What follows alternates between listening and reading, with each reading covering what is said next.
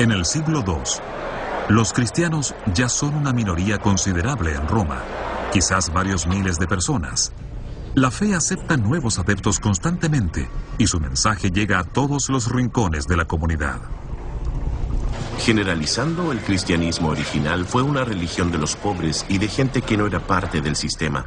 Todos los problemas sociales que enfrentaría un pobre en una gran ciudad eran cosas en las que las organizaciones cristianas te ayudarían. No buscan un conflicto con el Estado. Y hay largos periodos durante los que las autoridades romanas no necesitan acosar a los cristianos. Pero una y otra vez, ambos frentes se enfrentan sobre un tema en particular. No es sobre qué creen los cristianos, sino sobre lo que se niegan a hacer. Encontraron en las demandas de la religión estatal tradicional del Imperio Romano cosas que no podían tolerar. Si le preguntabas a un romano, ¿en qué crees? ¿Crees en los dioses y que los sacrificios funcionan? Creo que te mirarían perplejos. Tenían una religión contractual, en la que debían dar regalos a los dioses y estos, a su vez, debían responder a tus plegarias. Hasta tenían una expresión para ello, do ut des, que significa, te doy para que tú des. La religión romana es clara. No ofrecer sacrificios traerá desastres a la ciudad. Con la religión no se jugaba, ni tampoco con los rituales. Pero para los cristianos es un hecho que los sacrificios son una blasfemia. Y la blasfemia es un pecado grave. Los cristianos ya no querían participar. Y por eso fue que Roma mató a sus cristianos.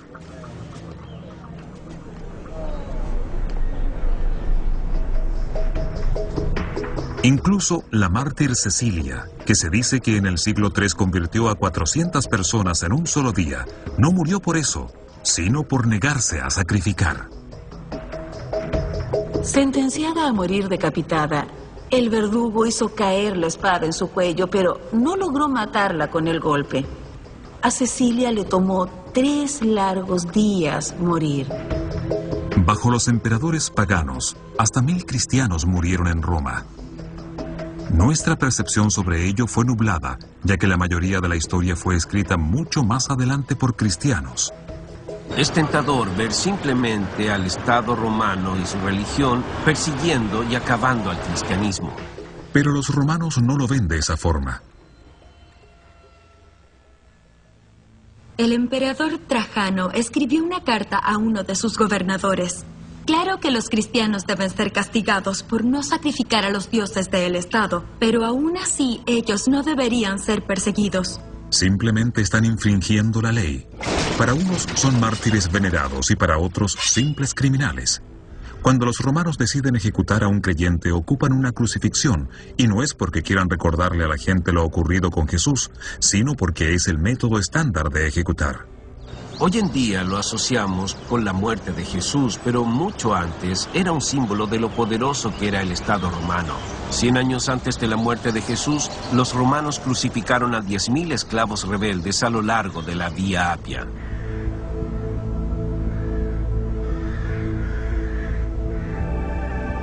Murieron igual que otros criminales, o quienes desobedecían órdenes imperiales en el mundo romano. Puedes ver el problema como una persecución romana, pero para otros fue una forma de aplicar la ley y finalmente castigar. El Coliseo es quizás la mayor construcción de la antigua Roma. Y es una de las estructuras más reconocibles de la tierra. Por mucho tiempo se asoció con la persecución.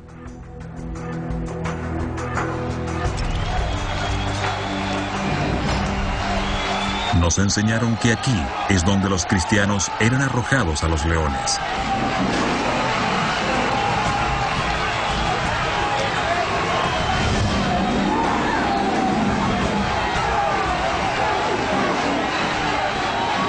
Pero probablemente fueron solo una mínima fracción de quienes murieron acá. Los cristianos sufrieron, y aunque deben haber martirizado a algunos ahí, ni siquiera hay evidencia específica de que haya sucedido. Lo que encuentro muy interesante es que cualquier romano, entre políticos, criminales, hombres y mujeres comunes, eran sentenciados a la arena. Así que la muerte de cristianos en esa arena no era algo extraño. Nuestro entendimiento de este periodo de la historia romana es visto por el lente de los cristianos que crearon y ganaron una guerra de propaganda. Finalmente, la forma en que Roma intenta resguardar sus costumbres es tan inefectiva como brutal. No logran detener la conversión. ¿Qué hubiera pasado si los romanos hubieran intentado exterminar a los cristianos desde el principio? Toda la historia romana y mundial sería distinta, pero no lo hicieron. La verdad es que las persecuciones fueron esporádicas y eventualmente llevaron a crear el culto a los mártires. Como todos saben, el culto a los mártires da mala reputación y eventualmente son los cristianos los que florecen y ganan esta guerra de propaganda. Generación tras generación se repite el ciclo. Roma ataca, crea mártires, y los cristianos se vuelven más fuertes, siguen creciendo y organizándose. Llega el momento en que no son simplemente una molestia, sino una organización de gran apoyo y poder. Recién ahí, la antigua élite pagana realmente intenta detenerlos, pero ya es tarde. En el siglo III, el cristianismo es aún un movimiento clandestino. Pero donde otros cultos fallaron y desaparecieron, ellos prosperaron. Aunque su mensaje es místico, su gente es práctica. Estaban muy organizados. Los otros cultos misteriosos no tenían elementos que los cristianos adoptaron del comienzo como obispos. Tenían centros de adoración. Cada ciudad tenía su propio obispo que administraba al resto del clero. Eso era algo de lo que los otros cultos carecían. Estas son las catacumbas de San Calixto, un lugar donde la iglesia enterró a sus primeros líderes. En el tercer siglo aparecieron destacados personajes asumiendo poderosos cargos dentro de la iglesia. Era algo crucial, porque significa que el cristianismo también atrae a los miembros de la aristocracia y no solo a gente humilde. No solo a carpinteros, pastores, pescadores, esclavos y mujeres, sino también a grandes figuras de la sociedad romana. La fe se había esparcido por el imperio desde el este. Pero ahora estaba escalando a través de la jerarquía de la sociedad romana. A la clase alta le atraían las ideas que planteaba el cristianismo, las filosóficas. Por la estructura social, ellos asumirían el liderazgo de la iglesia porque eran ricos y porque eran cultos. La iglesia solía ser pobre. Estos nuevos adeptos empezaron a cambiar eso con tierras y dinero. A su vez, ellos recibían algo más tangible que la promesa de una salvación. Obtuvieron poder. Durante el tercer siglo, los miembros de la nobleza ingresan en los altos cargos ecuménicos de la iglesia. En ella ven una alternativa, algo como una carrera alternativa, lejos de la política de las ciudades y lejos de los políticos de Roma. Puedes medir el estatus de un oficial romano por la cantidad de tierras que posee o las tropas que controla. Es el representante de su emperador. Por otra parte, un obispo obtiene su autoridad de su congregación.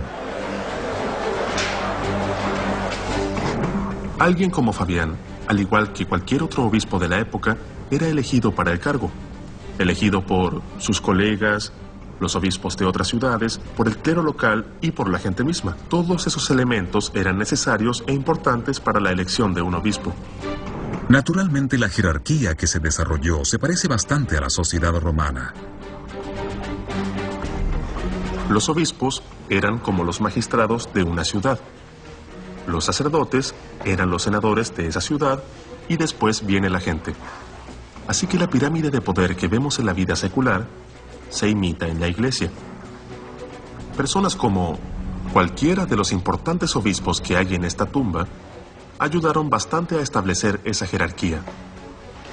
Mientras más los seguían, mucho más poderosos se volvían.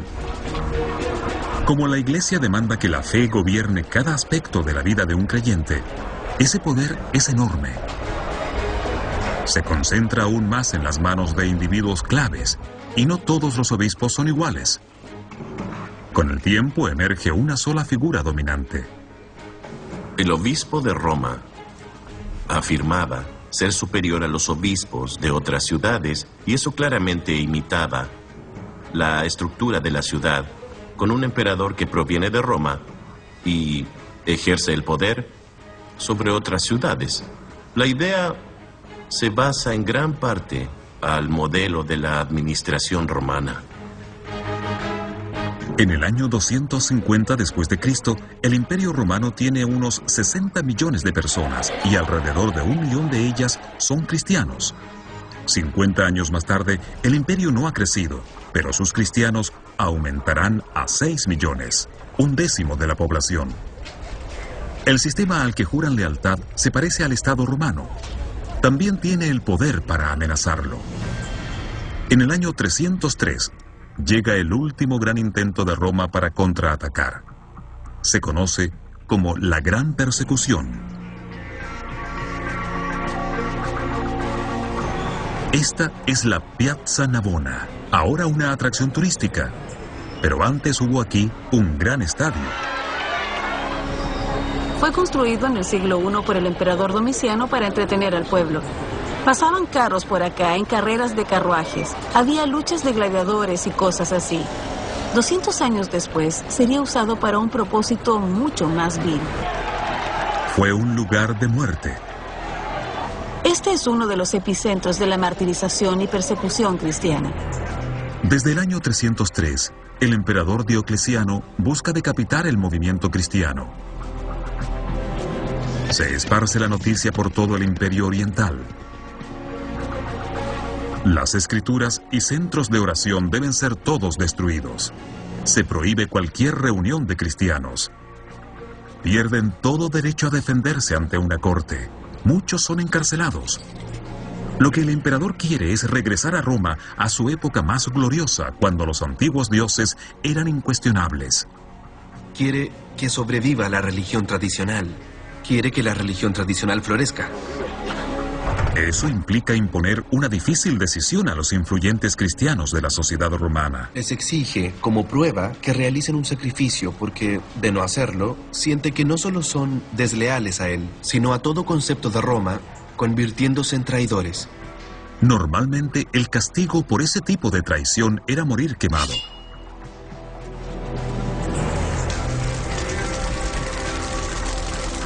Diocleciano ordenó que se atrapara a todos los cristianos. Dirigió sus persecuciones a los miembros de la élite. Pero cualquiera que se interpusiera corría el riesgo de ser arrestado y traído a este mismo lugar. Piazza Navona, estadio de Domiciano. Algunos cristianos se rindieron y fueron sacrificados. Muchos otros son soltados por oficiales simpatizantes. Los historiadores estiman que unas 5.000 personas murieron. Pero entre toda esa matanza, lo que es claro es que fue el último suspiro de una gran religión. Y no es el cristianismo el que muere, sino la religión antigua. Pronto, el Estado romano y la administración cristiana se fusionarán y serán uno.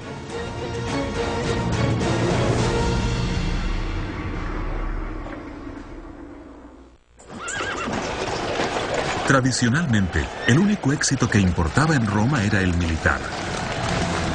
En un imperio construido con conquistas, un líder se hacía conocido ganando guerras. Los cristianos llegaron con un mensaje que contradice completamente la forma de ser romana. Pero de todas formas, su dominio del imperio se concretó con una victoria en el campo de batalla. En la sombra del Coliseo, donde muchos cristianos murieron, está este arco. Como otros en todo el imperio, es un monumento construido por un victorioso general. Ese general fue Constantino. Lo inusual de esta inscripción es esta tercera línea que atribuye el triunfo de Constantino no solo a sus propias y grandes habilidades, sino a quad instinctus divinitatis, es decir, a la inspiración de una divinidad. A pesar de lo ambiguo, todos los cristianos sabían claramente a qué divinidad se refería Constantino, al único y verdadero Dios. Constantino es el vencedor en una cruel guerra civil que determina quién rige al imperio. La noche antes de la batalla final, le dijo a su ejército que tuvo una visión desde el cielo. Le mostraba que debía luchar en nombre y bajo el amparo del Dios de los cristianos. Lo que Constantino y sus tropas vieron ha sido un tema controversial y debatible. La Iglesia obviamente lo ve como un milagro. Los escépticos lo consideran una alucinación o quizás una simple mentira. Pero recientemente surgió una ingeniosa teoría que propone que lo que Constantino vio fue un espejismo solar en el que un halo apareció alrededor del Sol. Además, también aparecieron los parahélios a ambos lados del Sol y en su vértice, formando una visión que podría ser descrita como el crismón. El crismón es un símbolo formado por las dos primeras letras de la palabra Cristo en griego. Es uno de los símbolos cristianos más antiguos y Constantino lo ocupa para enviar un mensaje. Si él salía a luchar en nombre de Cristo, ganaría. Lo hizo, ganó y se convirtió en emperador. El único gobernante del imperio con el que llegaría la hora del cristianismo oficialmente. Ahora que esta nueva fe ya alcanzó los más altos niveles, ocurren cambios por todo el imperio. Indiferente del poder y la influencia que tenían los cristianos cuando Constantino logró el poder, la conversión de Constantino tuvo un efecto inmenso. Ahora los cristianos son ubicados en posiciones de gran poder. También proveyó reducciones fiscales para miembros del clero, entregó una enorme cantidad de tierras a la iglesia y en esa época la tierra era riqueza. Antes, los rituales y cultos de los antiguos dioses eran pagados por el Estado. Lo que hizo Constantino fue retirar el patrocinio del gobierno central para los rituales politeístas y sacrificios y se los dio a la iglesia. Los perseguidores se volvieron los perseguidos. Después, multitudes de cristianos fueron a saquear los templos y, aunque era algo ilegal, el gobierno central hizo caso omiso. Así, Constantino le dio a la iglesia un poder físico y financiero. Y le otorgó algo más: la genialidad romana para el orden y la organización. La iglesia se volvió eficiente, se volvió centralizada. Lograron solucionar los difíciles problemas que surgían y la fuerza del Estado se aseguraba que las decisiones tomadas se impusieran universalmente. Antes de Constantino, la iglesia era una suma de comunidades unidas débilmente y no habían acordado una versión definitiva de la historia de Jesús. Circulaban muchos libros en formatos distintos porque el cristianismo era una fe muy diversa desde el Mediterráneo oriental y hacia el oeste.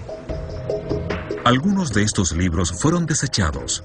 Los que los obispos de Constantino consideraron apropiados se convirtieron en el Nuevo Testamento. Constantino ordenó que 50 copias del Nuevo Testamento llegaran a las fundaciones cristianas. El Imperio Romano se hizo cristiano, pero en su disciplina, en su única autoridad central y en su habilidad para traspasar fronteras, el cristianismo a su vez se hizo más romano. El cristianismo que conocemos como una religión de tamaño imperial es inconcebible sin la estructura del gobierno romano y sin la economía, el mercado, el comercio y las comunicaciones que proveía el gobierno del Imperio Romano. Esta es la capilla de San Silvestre. Es el obispo de Roma, el papa durante el gobierno de Constantino. La representación artística en la pared muestra el momento en que Constantino le otorga autoridad legal a Silvestre. Puede ser el representante de Dios en la tierra, pero es el emperador quien le otorga el poder. Tal como pueden ver en estas ilustraciones, Constantino le da poder a la iglesia, dándole la corona al obispo de Roma, introduciéndolo a la administración imperial, dándole poder, el cual es un poder secular, no solo espiritual. Constantino no convierte al cristianismo en la religión del Estado. Hay que tener claro ese punto desde un comienzo. Pero lo que sí hace Constantino es iniciar un desarrollo que seguirá por la totalidad del siglo IV. La pintura muestra otro momento clave. Constantino hizo algo que era impensable hacer un par de décadas antes por un emperador romano. Fue bautizado.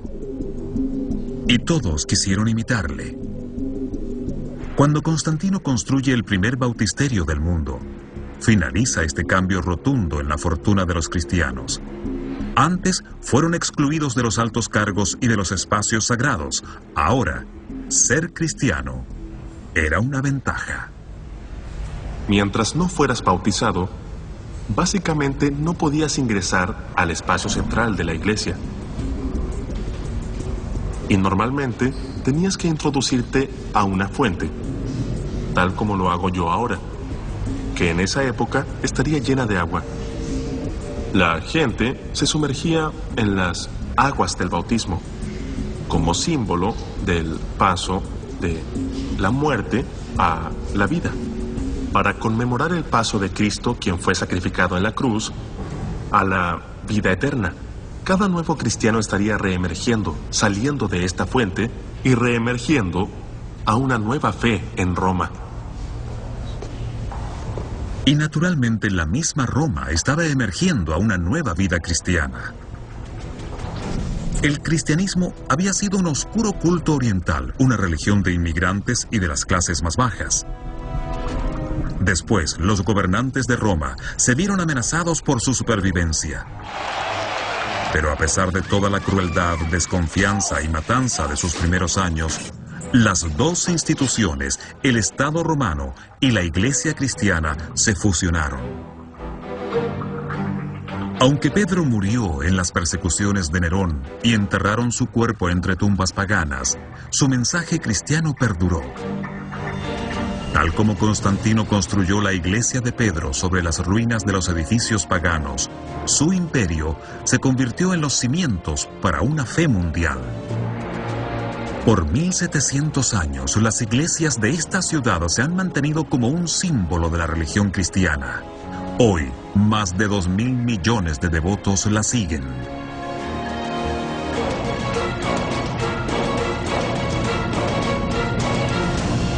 Y aún le debe mucho a la Roma pagana.